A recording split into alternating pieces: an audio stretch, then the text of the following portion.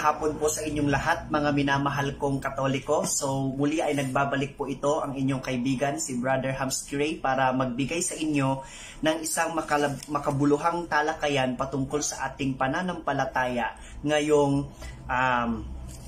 Martes Santo. Ayan. So maganda po ito na pag-usapan natin sapagkat despite na tayo ay nagbibigay ng katotohanan, ay marami pa rin tumututol po sa ating pananampalatayang Katoliko. Bago po ang lahat ay nais ko pong pasalamatan, kaya pagod na pagod po ako ngayon, nais ko pong pasalamatan yung mga nagbigay po ng tulong para po matuloy po yung ating proyekto na pagbibigay ng mga pagkain at donasyon para sa mga street childrens ng Baguio City. So, i-distribute ko po yung mga iyon sa darating po na linggo, which is Easter Sunday, okay? So, ang pag-uusapan po nating paksa ngayon, mga minamahal kong tagapanood at tagapakinig, ay patungkol po kung sino yung bato, no? Sino yung bato doon po sa Mateo chapter 16 verse 18, no? Kasi ang sabi po ng mga tumutuligsa sa ating pananampalataya, noong sinabi daw ng Panginoong Jesucristo na ikaw ay Pedro, at sa ibabaw ng batong ito, itatayo ko ang aking iglesia. Hindi daw po pumapatungkol kay Pedro yung salitang batong ito. Bagkos iyon daw pong salitang batong ito ay pumapatungkol mismo kay Kristo. Sapagkat hindi daw po sinabi ni Kristo na ikaw ay Pedro, thou art Peter, and upon yourself I will build my church. Or sa Tagalog, ikaw ay Pedro, at sa ibabaw mo, itatayo ko ang aking iglesia. Hindi daw po ganun ang balangkas at baybay ng talatang ginamit, kung kaya, ito daw po ay nangangahulugang hindi si San Pedro ang bato na pinagtayuan ng iglesia, bagkos ay ang Panginoong Jesucristo. Ginagamit po nila yung pahayag po ng mga santo natin na ito daw po ay yung confession of faith ni Peter, no? And yung iba naman sinasabi nila, it's not the confession of faith, it's not Peter, but it's Christ, because sa Biblia ay tinawag din naman ni Pedro mismo ang ating Panginoong Jesucristo bilang isang bato. Okay? So, bago po tayo pumunta doon sa specific po na topic natin, which is sino yung batong ito na tinutukoy sa Mateo chapter 16 verse 18, ay mahalaga pong alamin natin yung mga nauna nilang mga argumento. Ang pinaka-basic po, pinaka-common po na argumento nilang ginagamit ay yung tinatawag natin na Petra argument, kung saan ay nagkakaroon po sila ng word game. Ano po yung tinatawag natin na Petros and Petra argument? Doon po kasi sa salitang Greek, dalawang salita po ang ginamit doon sa Mateo chapter 16 verse 18 para sa salitang bato. Una ay ang Petros na tumutukoy kay Pedro at ang pangalawa ay Petra. Ang ibig pong sabihin ng salitang Petros ay bato at ang ibig daw pong sabihin ng salitang Petra ay malaking bato. Therefore, dahil hindi Petra ang ginamit kay Pedro kundi Petros, hindi daw po siya yung batong pinagtayuan. Sapagkat kung ang pinagtayuan sana ay si Pedro, ay sasabihin sanang, thou art Peter, and upon this Petros I will build my church. Kaya nila nasabing ang Panginoong Jesucristo ang pinagtayuan ng bato sapagkat yung Petra na ginamit sa Mateo chapter 16 verse 18 ay ganun din po ang ginamit ni San Pedro na pantukoy kay Kristo sa kaniyang unang sulat, Petra. Pero ano po ang dapat nating malaman? Unang-una po, yun pong salita ng ating Panginoong Jesucristo ay hindi po Griego. Ito po ay salitang Aramaiko. At yung salitang Aramaiko po para sa bato ay tinatawag na kipa. Yung salitang kipa po ay wala pong distinction sa salita or kahit palagyan natin ng katumbas na, let's say, gender, no? Kasi sa Greek, meron pong gender yung salita masculine, feminine, or neuter. Yun pong kasing salitang Petros ay masculine at yung salitang Petra ay feminine. Okay? And now, doon po sa salitang kipa, kahit pa meron silang gender, wala pong pinagkaiba. Same pa rin po na bato. Basta kapag sinabing kipa, bato. So, ang balangkas po sa wikang Aramaiko ng Mateo chapter 16 verse 18 ay, thou art kipa, and upon this kipa, I will build my church. Pero, bakit po ang ginamit po doon sa Mateo chapter 16 verse 18 ay Petra?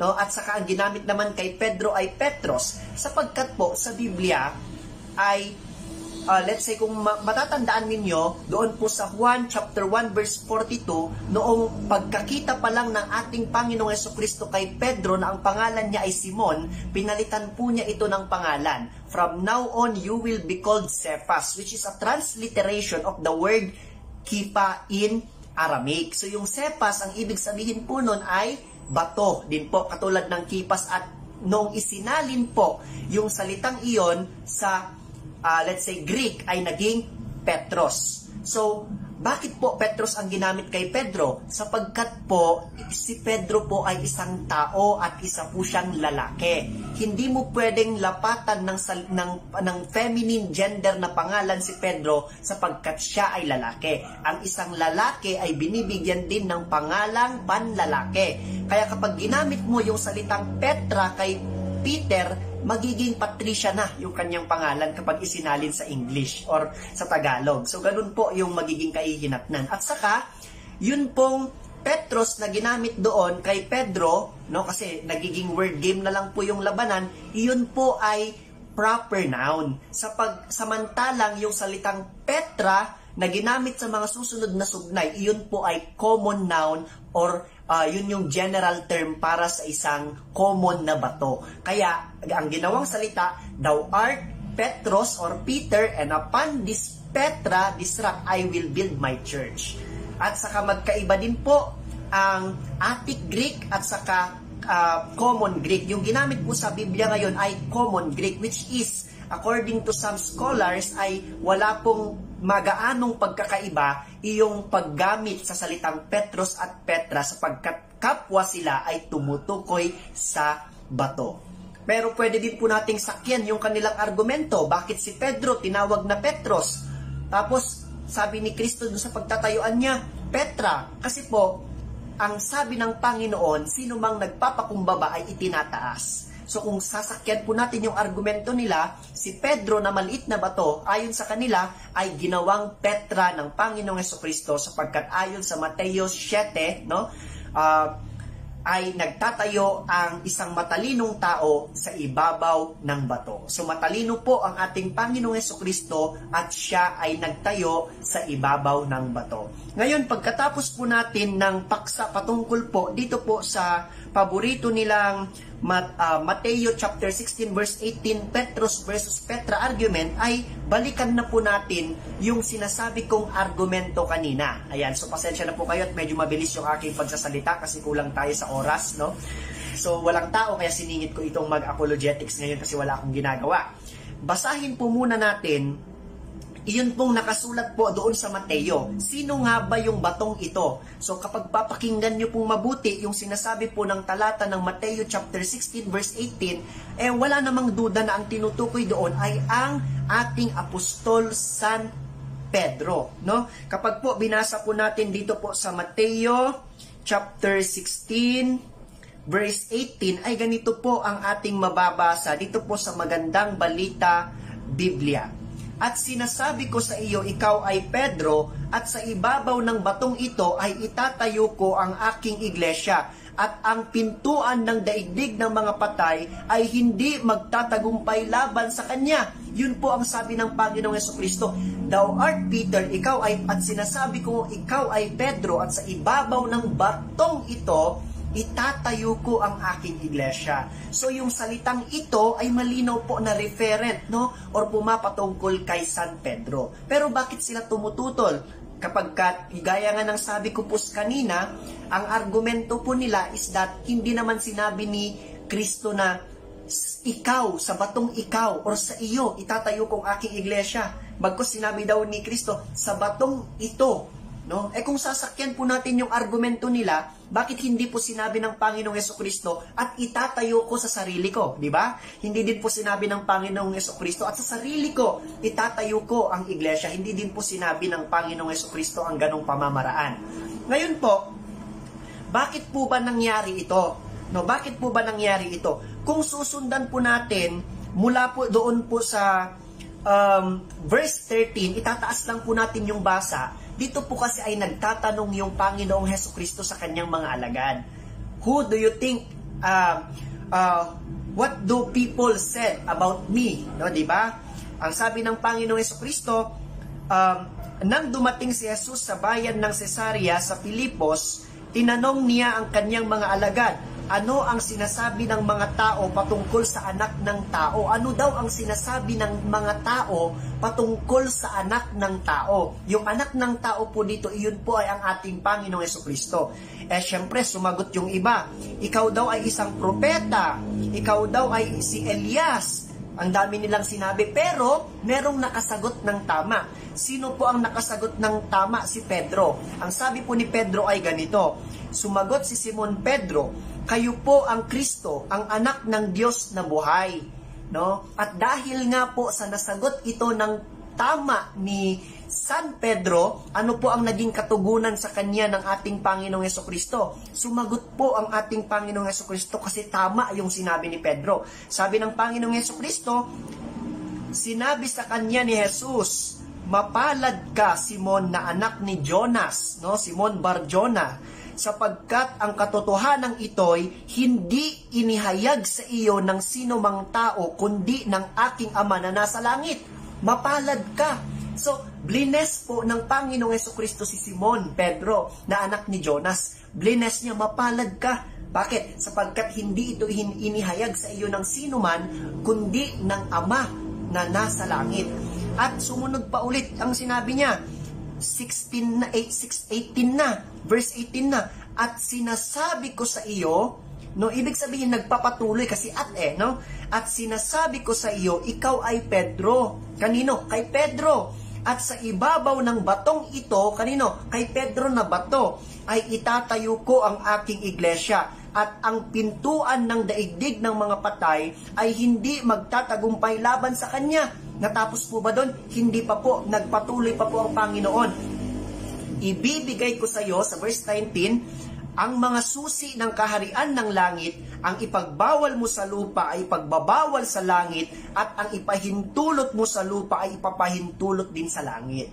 So, paano po natin malalaman ang konteksto dito? Una po, meron po tayong tinatawag na principal statement at saka supporting statement. Una po nating kukunin yung mga talatang pumapaligid sa verse 18 para hindi po tayo maligaw ng interpretation.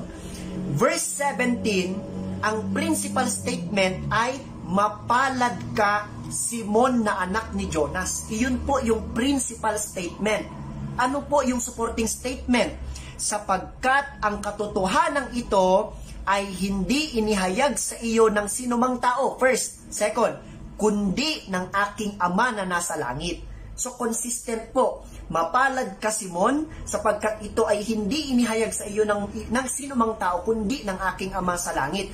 Ganun din po sa verse 19. Bago tayo sa 18, sa 19. Ang sabi din po sa 19, ibibigay ko sa iyo ang susi ng kaharian ng langit. Principal statement ng verse 19, ibibigay ko sa iyo ang mga susi ng kaharian ng langit. First supporting statement, at anumang ipagbawal mo sa lupa ay pagbabawal sa langit. Second supporting statement, at anumang ipahintulutan mo dito sa lupa ay papahintulutan din sa langit. So consistent po yung verse 17 at verse 19. How about verse 18? Dito na po tayo malalaman. Verse 18, kagaya po ng verse 17 at verse 19, consistent din po. Principal statement, ikaw ay Pedro. Ikaw ay Pedro. Supporting statement number 1, at sa ibabaw ng batong ito, itatayo ko ang aking iglesia. Supporting statement number 2, at kahit ang mga pintuan ng mga daigdig ng patay ay hindi mananaig laban sa kanya. So, consistent po ang grammatical construction, ang banghay, ang baybay ng Mateo chapter 16 verse 17, 18 at 19. At iyon pong tatlong iyon na sunod-sunod ay tumutukoy lahat kay San Pedro, hindi sa Panginoong Hesukristo, hindi sa confession of faith ni Pedro. How about yung confession of faith ni Pedro? Wala pong problema doon. Kung pagsasabahin natin ang confession of faith ni Pedro at si Pedro, di napakatatag po ng ating pananampalatayang Katoliko na naitayo sa isang bato. Pero paano po natin malalaman na iyon po ay katotohanan? Una po, nais po nating alamin na sa Biblia po, kapag po ikaw ay binibigyan ng tungkulin, no? Kapag ikaw ay binibigyan ng tungkulin ng Diyos, pinapalitan niya ang iyong pangalan, no? Kapag pinalitan ng Diyos ang pangalan ng isang tao, ibig sabihin binibigyan niya ito ng espesyal na gampanin, espesyal na tungkulin. Halimbawa po, kapag po natin binasa sa Genesis, no? Dito po sa Genesis, mababasa na si chapter 17, no? Chapter 7, no? Verse 5, no? 17 verse 5, then 15 to 16, mababasa po natin doon na si Abraham, pinalitan, yung dati niyang pangalan na Abram, ay pinalitan ng Abraham. At si Sarai na kanyang asawa ay pinalitan ng Sara. Bakit pinalitan ng pangalan ng Diyos ng Abraham yung pangalan ni Abram? Sapagkat siya ay magkakaroon ng bagong tungkulin. Ito ay ang pagiging ama ng lahat ng mga bansa. Ganon din naman si Sarai na kanyang asawa. From Sarai, ginawa ng Diyos na Sara. Pero sa bagong tipan, kasi itong mga nangyayari po sa Old Testament, these are just the shadows of the coming things to come.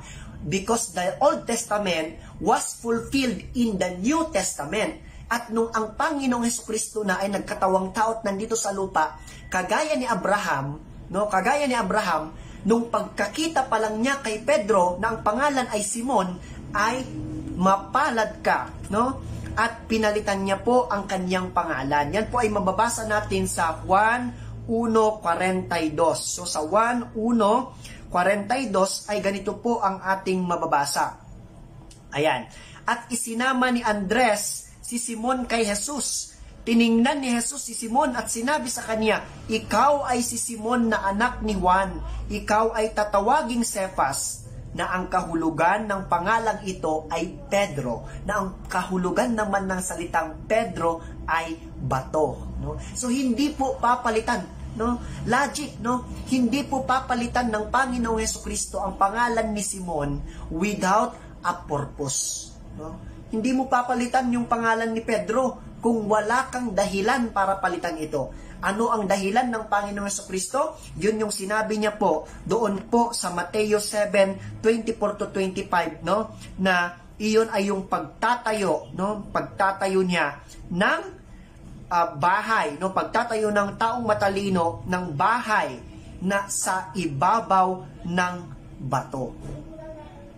Ayan. So malinaw po yung ating paksa ngayon, mga kaibigan, at sana po ay inyo pong palakasin ang ating pananampalataya para hindi po tayo maguyo ng ibang sekta. Alam nyo po, ginagamit po ng mga ibang sekta yung Roma 9:32, no? Yung Roma 9:32 at saka yung sa sulat ni San Pedro, yun po ay akma doon po sa nakasulat sa Isaiah 28:16. Anong sabi doon? Sa Sion, ako ay maglalagay ng isang batong pundasyon, isang batong panulukan, no? Ang dapat po nating malaman na hindi po nauunawaan ng ating mga kaibigan, magkaiba po ang ibig sabihin ng foundation stone at saka cornerstone. Peter is the foundation stone while Jesus Christ is the chief cornerstone. Ano pong ibig sabihin ng chief cornerstone? Akragoniaos, no? Sa Greek. Kapag sinabing chief cornerstone, ito po yung pinakapunong patibayan ng isang gusali. So kumbaga, si Pedro, itinayo sa kanya ang simbahan, si Kristo naman, iyong nananatili doon sa gitna or doon sa sulok upang tayong lahat ay maging matibay at makapit, gaya ng isang building noong unang panahon. So magtatayo sila ng bahay at doon sa bahay na yun, merong isang pinakamatatag na poste, iyon po yung tinatawag na chief cornerstone. So si Kristo po yung ating chief cornerstone. Sabi po doon sa Biblia, lahat po ng mga apostol, lahat daw ng mga Kristiyano ay pawang mga bato. So ibig bang sabihin, hindi rin si Pedro ang bato? Marami palang bato na pinagtayuan. Paano po natin sasagutin yan? Wala pong problema, sapagkat ayon po sa Efesos chapter 2 verse 20, we are built upon the foundation of the prophets and the apostles, which is Christ Himself as our chief cornerstone. Alam niyo po kung bakit? wala pong problema kung ako ay bato, si Pedro ay bato, yung mga pari natin ay bato, lahat ng apostol at propeta ay bato. Sapagkat ang pagtatayo ng bahay sa Biblia ay patong-patong na bato. Kapag nagtatayo po yung mga Hudyo ng bahay, hindi po sila nagtatayo ng isang bato lamang. Naglalagay po sila ng batong pundasyon, at sa batong pundasyon na iyon, pinapatungan ng maraming bato. So, ang halimbawa po niyan ay mababasa po natin doon po sa Ezra chapter 6 verse 3 to 4 at Unang Hari chapter 7 verse 10. Ang pagtatayo ng bahay na gusali ay kinakailangan ng patong-batong na bato. Kagaya nating mga Kristiyano, hindi lang si Pedro yung pinagtayuan, kasama din po tayo doon. Pero si Pedro pa rin ang ating foundation stone. At si Kristo naman ang ating chief cornerstone na nagpapatibay ng ating pananampalataya. So, ano po ang ibig sabihin nito ngayon? Na si Kristo daw yung batong katitisuran. No? Alam niyo po, yung mga naniniwala po kasi, no, ang sabi po doon kasi sa Roma, no? At saka dun sa mga ating mga kapatid, ayon daw sa unang Corinto chapter 10 verse 12 at Roma chapter 9 verse 33, unang Pedro chapter 2:5, no, si Kristo daw yung batong pinagtayuan. Pero ang sabi din sa Biblia, si Kristo ang batong katitisuran. Ano po ang nangyari ngayon? Ang sabi doon po sa mga sumunod na talata, sino mang sumasampalataya sa Kanya ay magiging malakas, mananatili. Anong nangyari sa mga kapatid natin sa labas ng pananampalataya? Sumampalataya sila kay Kristo na bato na siyang katitisuran. Ngayon, sumampalataya nga sila, pero mali naman yung kanilang pagsampalataya. Kaya yung batong sinampalatayanan nila, na namali sila ng akala, iyon mismo ang tumisod sa kanila. No? Ano naman yung kay Pedro? Si Pedro naman po, sumampalataya ng tama sa ating Panginoong Jesucristo, kaya hindi siya natisod doon sa batong katitisuran. Mabuti at basahin po natin ang sinasabi dito po sa Roma, no? Roma 9:33 ay ganito po yung ating mababasa.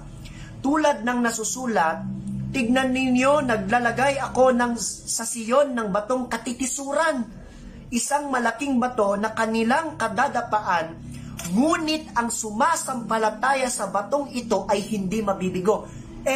Si Kristo pala, siya ang batong katitisuran. At ang sumasampalataya sa batong ito ay hindi mabibigo. Sumampalataya po si Pedro, sumampalataya po tayong mga Katoliko sa batong si Kristo, na siya ang nagtayo ng kanyang iglesia sa batong si Pedro, kaya hindi tayo natisod. Sila, sumampalataya po sila, pero maling pagsampalataya kay Kristo di umano, na siyang naging pundasyon, pero siya din pala yung batong katitisuran, natisod tuloy sila. Kasi mali yung kanilang pananampalataya sa batong katitisuran. Ngayon, mga kapatid, kung pag-aaralan natin yung Biblia, no, kung pag-aaralan po natin yung Biblia, noon pong kinakausap po ng ating Panginoon, no, si Pedro, kasi kinakausap na ng ating Panginoon si Pedro, meron nang gustong ipahiwatig yung ating Panginoon. Ano ang sabi po ng Panginoon kay Pedro, no?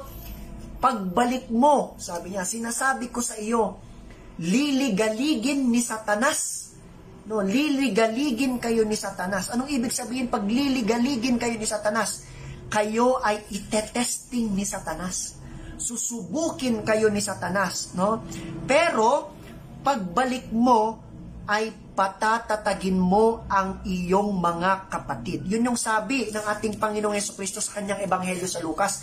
Ano pong ibig sabihin nung sinabi ng Panginoon kay Pedro na pagbalik mo, no?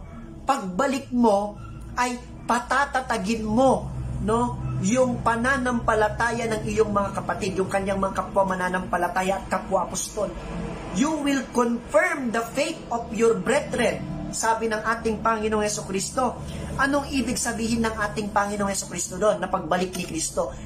Tumutukoy po ang ating Panginoong Jesucristo sa future na magaganap. ano po yung future na magaganap or yung magaganap sa hinaharap na gagawin ni Pedro? Yung kanyang deny kay Jesus Christ, yung kanyang pagtanggi sa Panginoong Hesukristo. Pero unlike kay Judas na nagtraidor, na hindi nagsisi at nagbalik loob, no, nagsisi siya pero hindi siya nagbalik loob kasi nagpakamatay siya, si Pedro ay nagsisi at nagbalik loob. Yun yung sinasabi ng Panginoong Hesukristo na kapag ikaw ay nagbalik na, no, patatatagin mo yung iyong mga kapatid. Kaya nga po, noong nagbalik na si Pedro, anong sabi sa kanya ng Panginoong Hesukristo bago niya sila iwan? Peter, do you love me? Anong sabi ni Apostol Pedro? Opo, no? Yes, Lord, I love you. Tapos anong sabi ulit ni Jesus Christ? Inulit, Peter, do you love me? Yes, Lord, you know I love you. Pero hindi pa nakontento ang Panginoon sa Kristo. Tinanong niya ulit ng pangatlong beses, Peter, do you love me? Doon na naging malungkot si Pedro. No? Yes, Lord, you know I love you. Kaya sabi ng Panginoon sa Kristo, feed my sheep.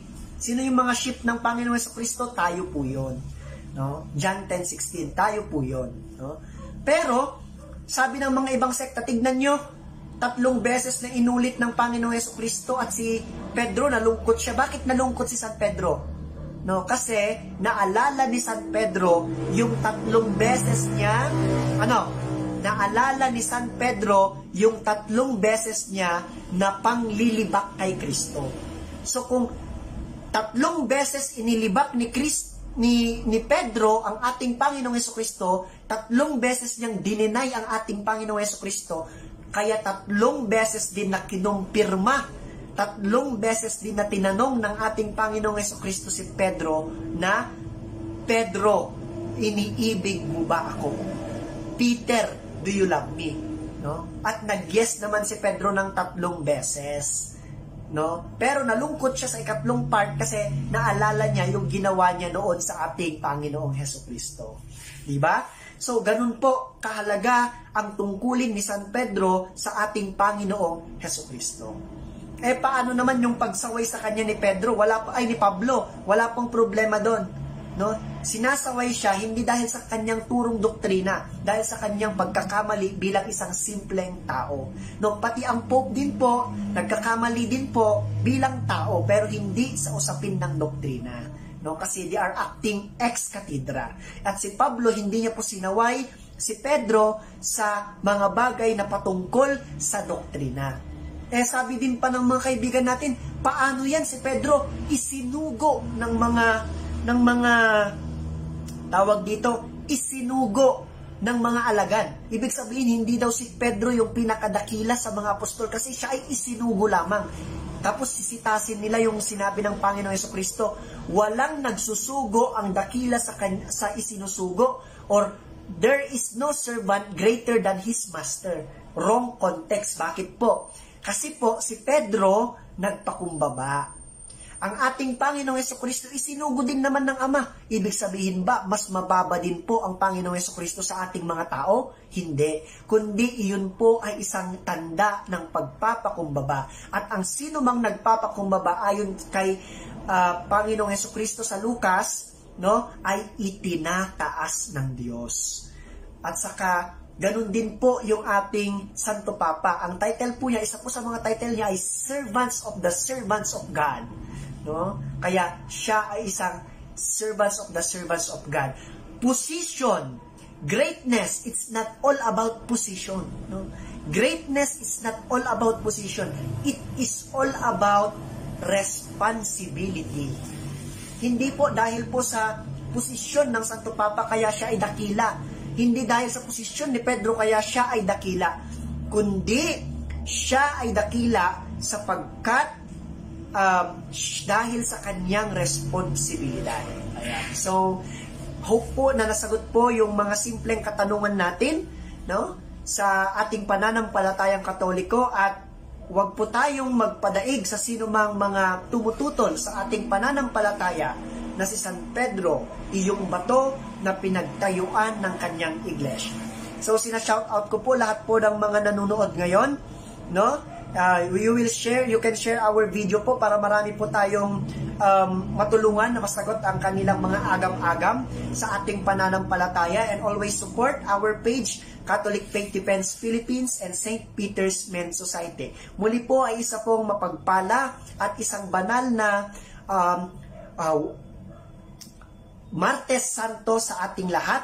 Ako po muli ang inyong kapatid na si Brother Hapsky Ray ng St. Peter's Men's Society, at nag-iiwan sa inyo ng kasabihang, kung meron kayong katanungan, itanong ninyo. Pero kapag hindi namin nasagot, kayo na rin po ang sumagot sa inyong katanungan. Hindi, joke lang po. Ignorance of the Scriptures is ignorance of Christ, according to Saint Cyril, Saint Jerome. Okay, Saint Jerome. Okay, so God bless us all po.